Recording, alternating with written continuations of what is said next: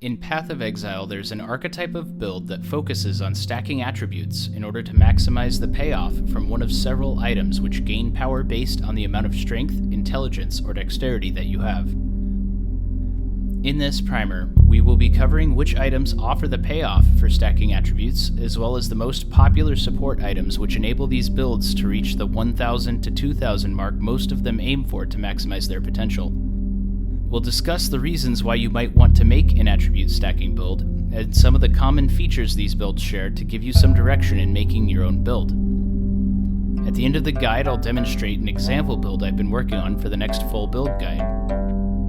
Welcome to the Oriath Academy Primer for attribute stacking builds.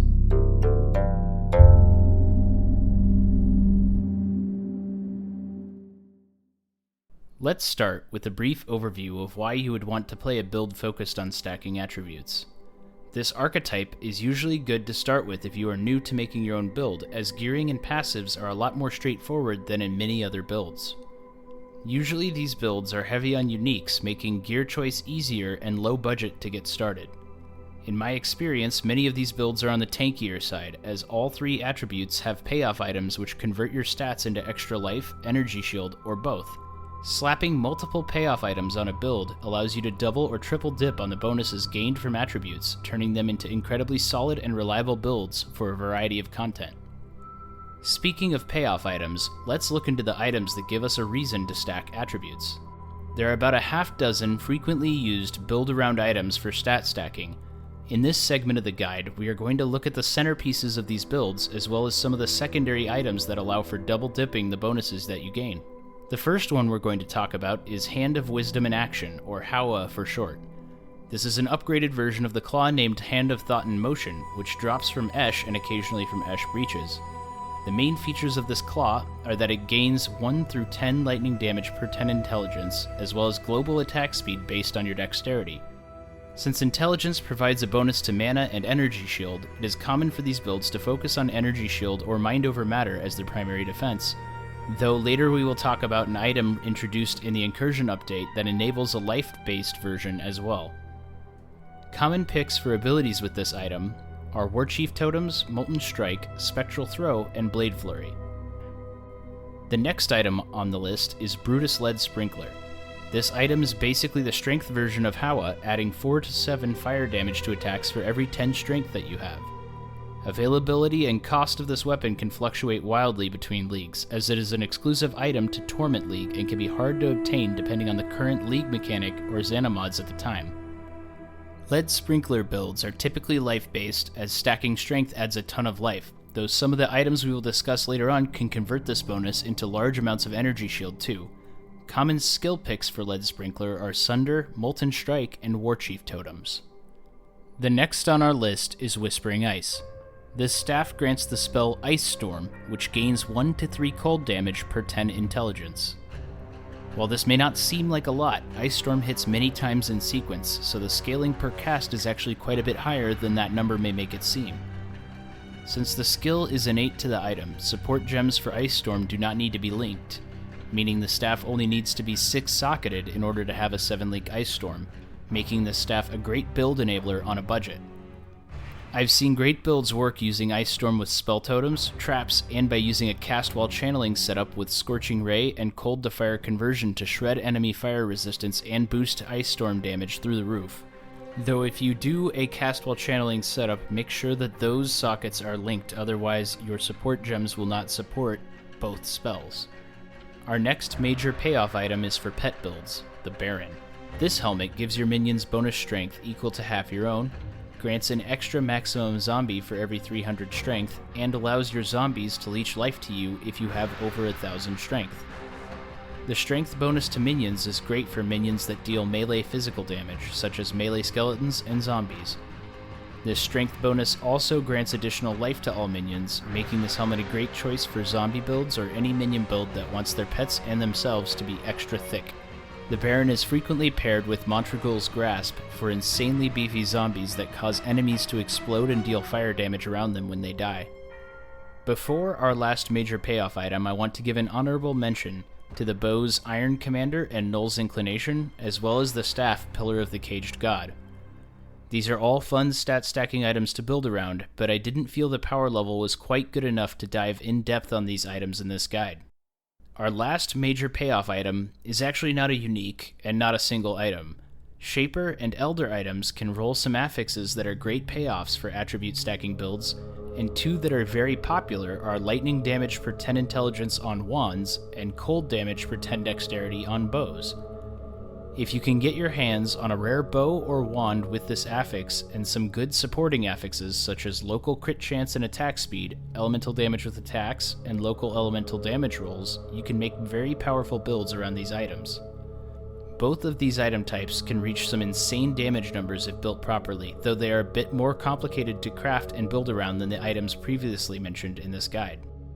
Now that we've covered some of the build-enabling items, let's discuss some of the other major payoff items that aren't typically the center of a build, but rather enhancing items for double or triple dipping into bonuses from the attributes you've started to stack up. The first and most common support payoff item you'll see in stacking builds is Shaper's Touch. These gloves basically allow your attributes to provide the bonuses from two different attributes instead of just one. Strength now gives similar bonuses to what you normally get from Intelligence. Intelligence gives similar bonuses to Dexterity, and Dexterity grants bonuses usually reserved for Strength. This is not a substitution, but rather in addition to the innate bonuses from attributes.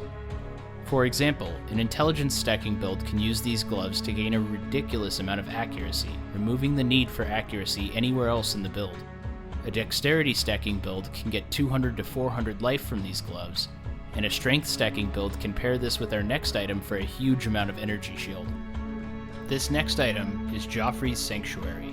Used in Strength stacking builds, this armor grants 2 flat energy shield per 5 strength, making this item an insane defensive boost for builds using the Baron and potentially Brutus-led Sprinkler as well. It also grants the Zealot's Oath Keystone, converting life regen into energy shield regen. If a build runs this armor, it is so common as to be almost mandatory that you also include Shaper's Touch, as the two items together grant both flat and percentage increases to energy shield based on your strength, allowing for ridiculous amounts of energy shield for very little investment aside from stacking your attributes. While these two items allow a strength build to convert from life to energy shield, there is a new item introduced with Incursion League that allows the opposite to be done with intelligence stacking builds, Mask of the Stitched Demon.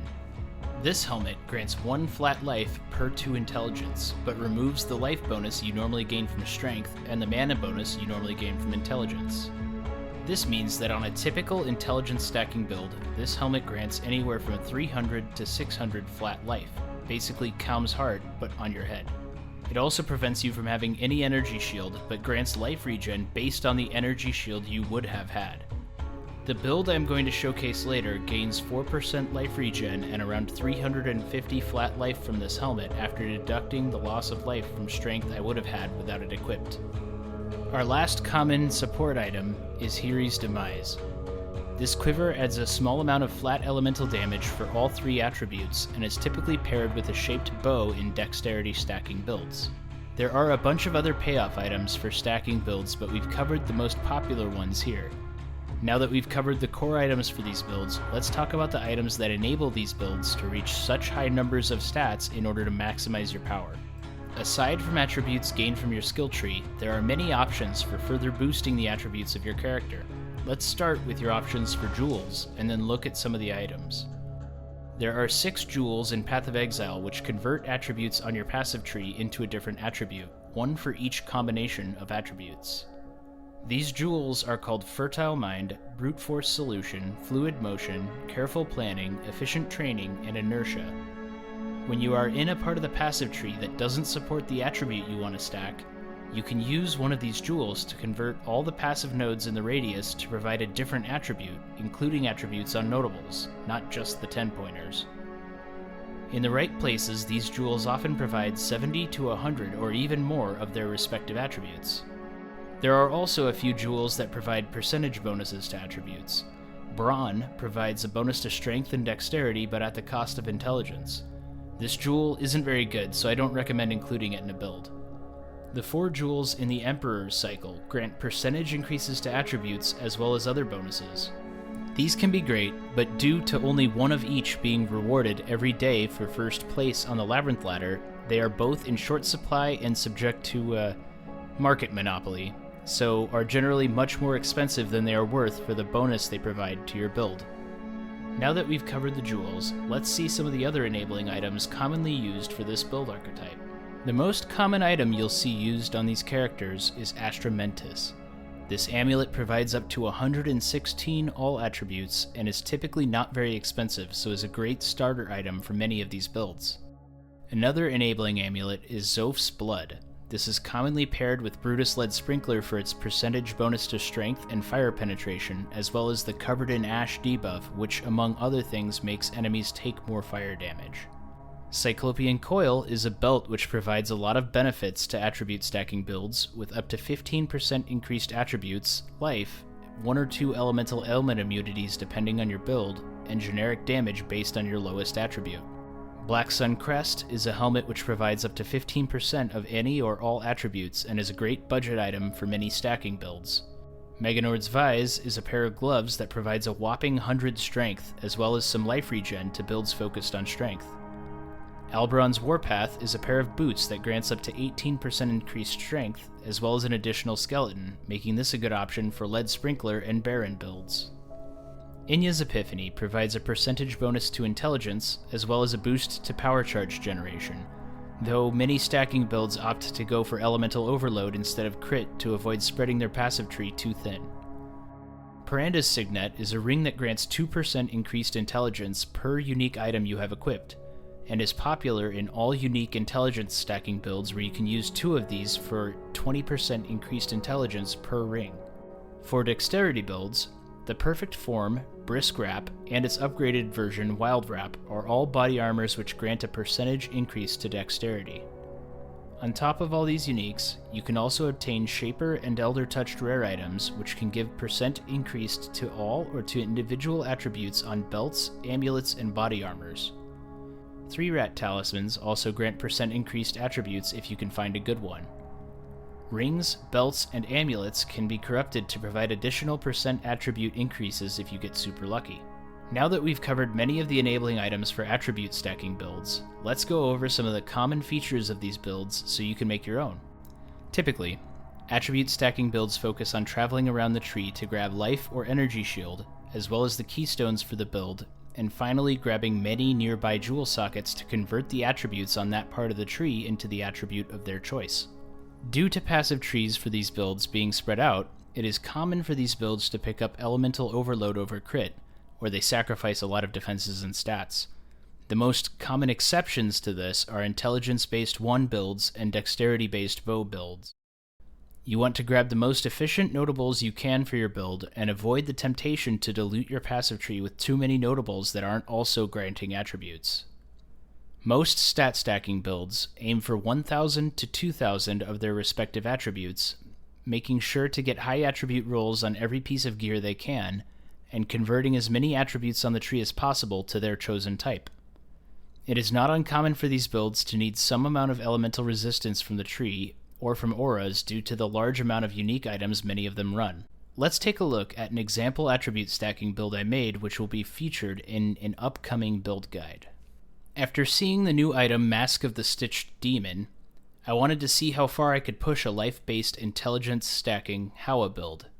I am very happy with this one, as I was able to take on all content, including Uber Elder, with the build. It ended up being reasonably budget to set up, aside from the 20 exalts I spent linking this f***ing armor. I use Hawa, Shaper's Touch, and Mask of the Stitched Demon as my payoff items, with Astramentus and Cyclopean Coil as enablers. My tree is almost exclusively dedicated to snagging resists and life, alongside the most powerful keystones for enabling my build. At a bit over 1,000 intelligence, Hand of Wisdom in action becomes a roughly 900 lightning DPS claw in this build.